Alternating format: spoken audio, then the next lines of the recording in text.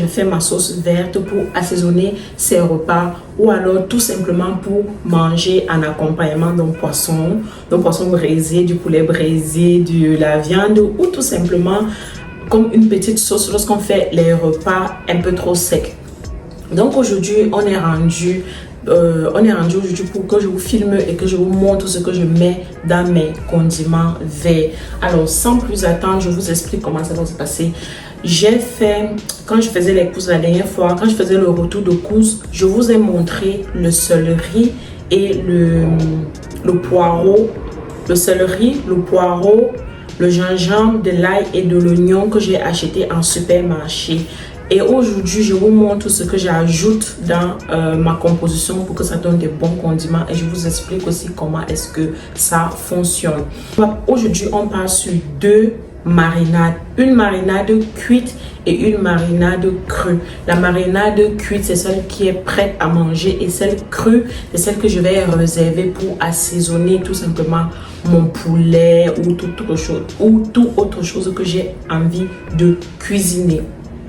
Sans plus attendre, je vous montre comment cela se passe. Regardez la mèche que je vous avais dit la mèche que je vous ai montré que j'ai achetée, que je devais me coiffer toute seule.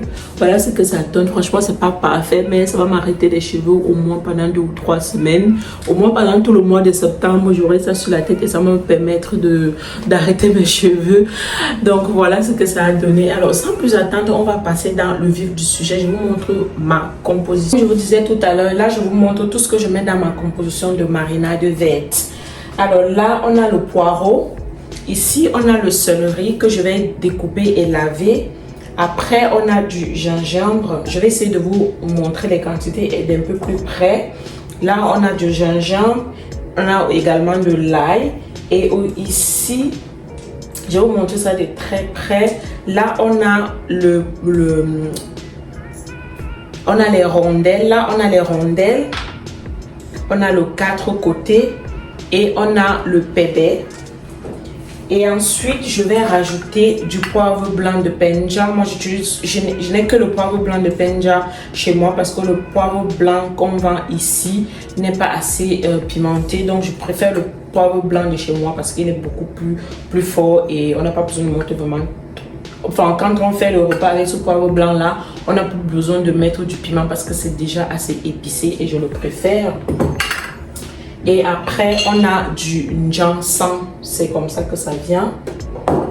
Et quand j'écrase tout ça, je mets